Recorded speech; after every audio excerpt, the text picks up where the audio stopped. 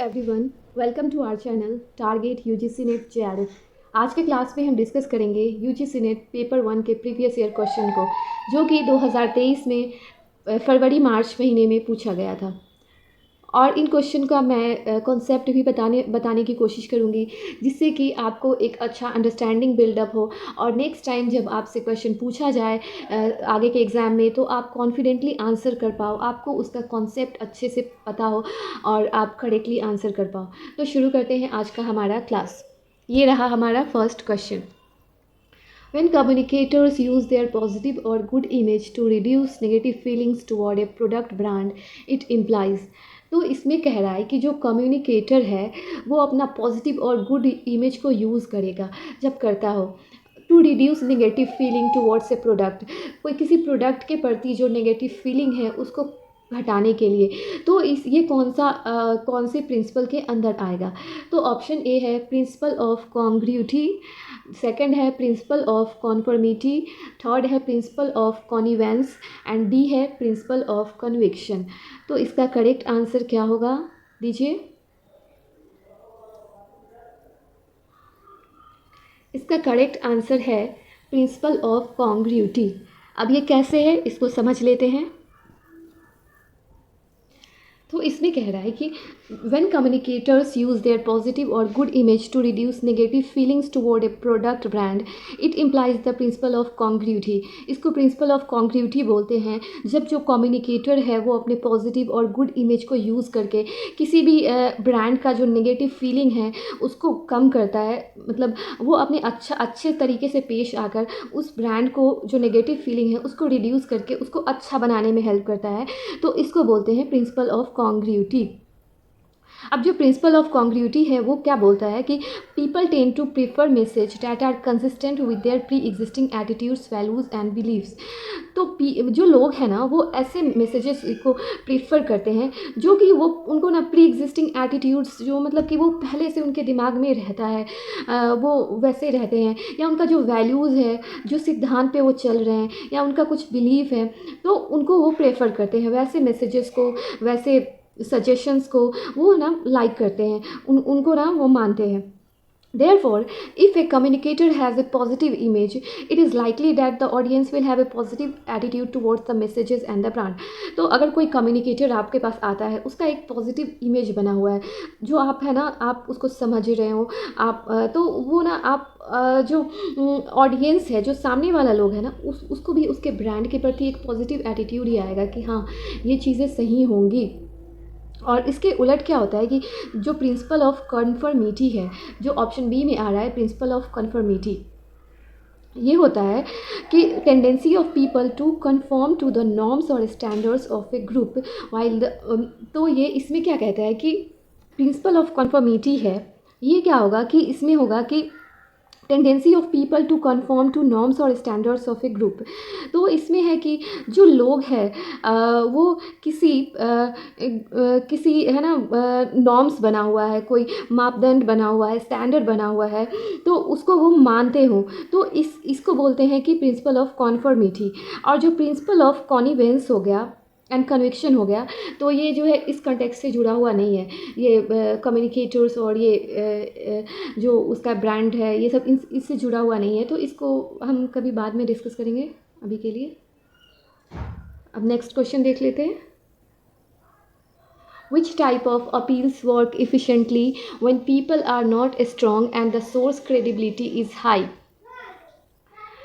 तो ये कह रहा है कि कौन सा अपील जो है वो एफिशिएंटली वर्क करेगा जब लोग स्ट्रॉन्ग नहीं हो और क्रेडिबिलिटी का जो सोर्स हो वो हाई हो। When people are not strong and source credibility is high. Option A है इंफॉर्मेटिव अपील्स, बी है पॉजिटिव अपील्स, सी है बेनिफिट अपील्स एंड डी है नेगेटिव अपील्स। तो इसका करेक्ट आंसर क्या होगा, दीजिए।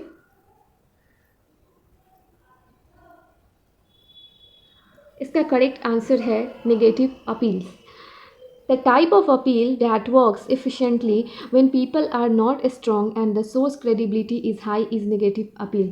तो जब पीपल बहुत ज़्यादा स्ट्रॉन्ग नहीं हो और जो क्रेडिबिलिटी सोर्स हो वो बहुत ज़्यादा हाई होगा, तो इसको बोलेंगे नेगेटिव अपील। नेगेटिव अपील होता क्या है? नेगेटिव अपील यूज़ फियर और guilt to motivate people to take a particular action. इसमें क्या होता है कि ये लोगों को है ना, लोगों को बोलेगा कि आप अपने फियर को, गिल्ट को यूज़ करके मोटिवेट करेगा कि है ना, आप कोई particular action low. When the source credibility is high, negative appeals can be effective because the audience is more likely to believe and trust the message.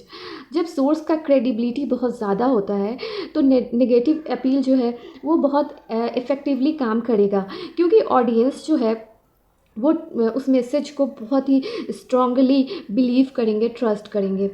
However, it is important to balance negative appeals with positive solution and benefits to avoid overwhelming the audience with negative emotions. लेकिन इसमें ये भी ज़रूरी है कि हम जो हमारे है ना नेगेटिव अपील से उसको कुछ पॉजिटिव सॉल्यूशन से भी बैलेंस करें, ताकि जो बहुत जो ऑडियंस है ना वो नेगेटिव इमोशन से बहुत ज़्यादा ओवरवेल्म ना हो, कि उसमें बहुत ज़्यादा गिल्ट ही ना आता रहे कि या फियर ही नहीं रहे कि उसको लेकर ही वो किसी काम को ना कर रहे हो, बल्कि कोई अच्छी चीज़ें भी उसमें रहे कि हाँ वो मतलब थोड़ा सा अच्छी चीज़ों को भी देख कर उस काम को करे तो और बेटर रिजल्ट देंगे। अगर वो अपने फियर को, गिल्ट को ही सिर्फ लेकर करेंगे तो एक जुनून तो रहेगा उस काम को करने का, लेकिन जब उसमें अच्छी चीज़ें भी ऐड होगी, एक पॉजिटिव चीज़ें भी, तो है ना और अच्छा काम कर पाएंगे वो। तो ये रहा हमारा explanation.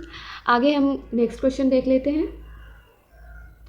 Which of the following are considered as most trustworthy than others in communication?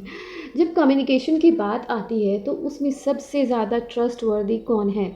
Option A है सेल्स पर्सन, बी है पेड रिव्यूअर्स, सी है फ्रेंड्स, डी है स्ट्रेंजर्स। तो इसका करेक्ट आंसर क्या होगा? दीजिए।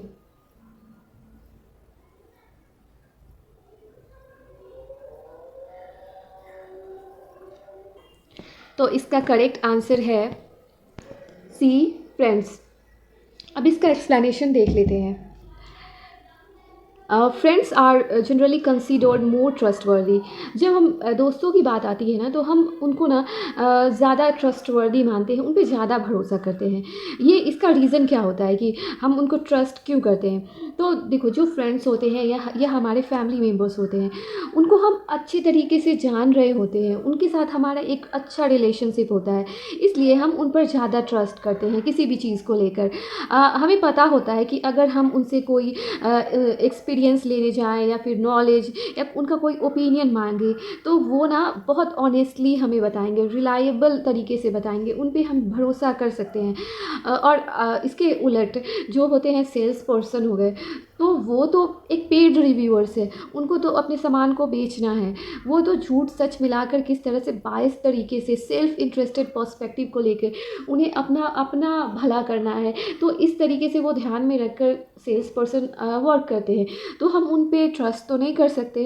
एंड जो स्ट्रेंजर्स है वो तो उनमें तो कोई रेपुटेशन या क्रेडिबिलिटी नहीं होता है कि हम उनको ट्रस्ट करें, स्ट्रेंजर्स पे तो कैसे ही ट्रस्ट कर सकते हैं। तो ये रहा हमारा एक्सप्लेनेशन। अब आगे देख ले रहे हैं next question. Which of the following can be considered as semantic barrier in communication? Semantic barrier होता है बेसिकली जो लैंग्वेज से रिलेटेड बैरियर हो गया, भाषा, जो हम बोल कुछ रहे हैं, सामने वाला समझ कुछ रहा है, हम मेरे उसको मेरी बात नहीं समझ आ रही है, मुझे उसकी नहीं, तो ये सब सारी चीज़ें सेमेंटिक बैरियर के अंदर आएगी। तो सेमेंटिक बैरियर ऑफ कम्युनिकेशन में कौन सा आएगा? ए है फंक्शनल स्पेशलाइजेशन, बी है ऑर्गेनाइजेशनल पॉलिसी, सी है फॉल्टी ट्रांसलेशन, डी है यूज़ ऑफ टेक्निकल लैंग्वेज, ई है अनक्वालिफाइड अजम्पशन। तो इसका करेक्ट आंसर क्या होगा ऑप्शंस में से? ए बी सी, या फिर सी डी ई, या बी सी डी, या बी डी ई। तो करेक्ट आंसर क्या है, देने की कोशिश करिए।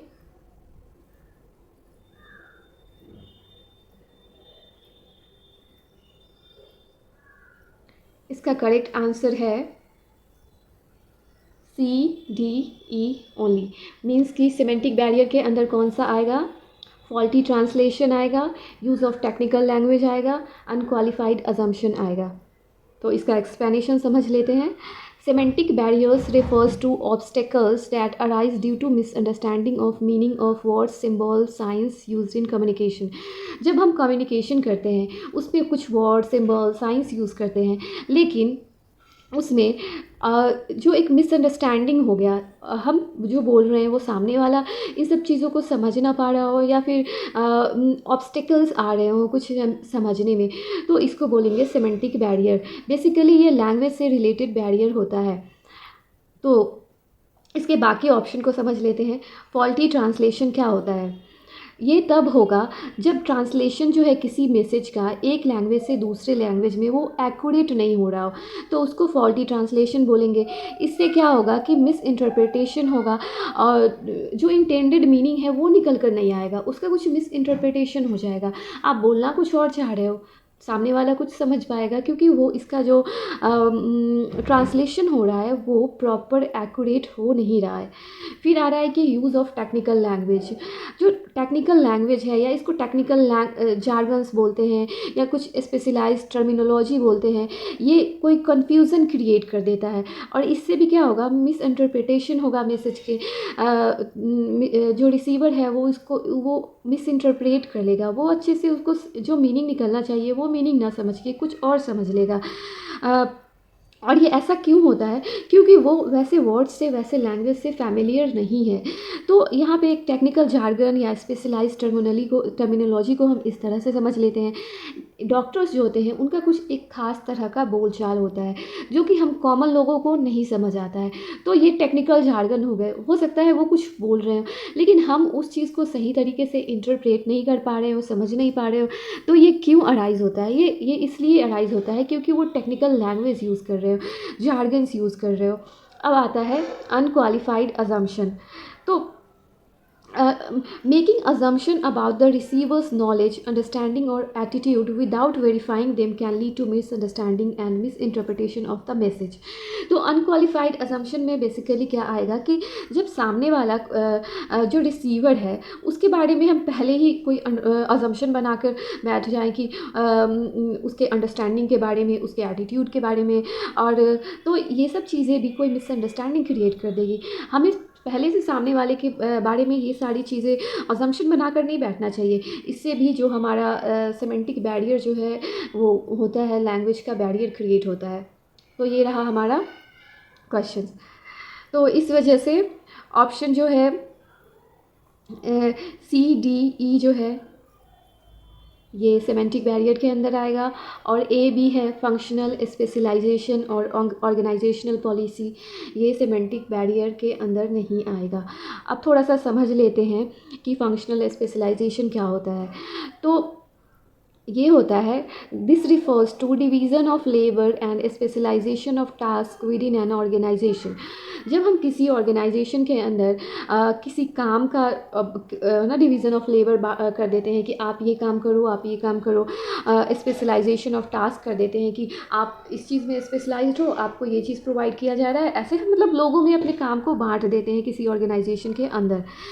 तो विच में lead to communication break down due to lack of communicate common understanding.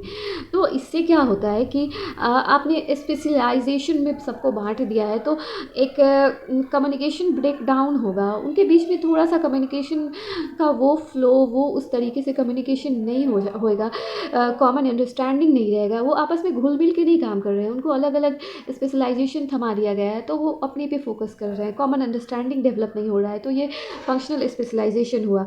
दूसरा चीज़ है ऑर्गेनाइजेशनल पॉलिसी। तो इसमें क्या होता है कि रूल्स, रेगुलेशंस और जो प्रोसीजर है किसी भी ऑर्गेनाइजेशन को जो रिस्ट्रिक्ट करता है फ्लो ऑफ कम्युनिकेशन को, जो रिस्ट्रिक्ट करता है कि कम्युनिकेशन अच्छे से ना हो और उसमें एक बैरियर क्रिएट करता है, तो ये हो गया ऑर्गेनाइजेशनल पॉलिसी। तो ये रहा हमारा आज के क्लास में इतना ही। आई होप आपको समझ आया होगा। अगर आपको मेरा पढ़ाया हुआ समझ आ रहा है तो please subscribe to my channel and share it with your friends. Thank you for watching. All the best for your exam.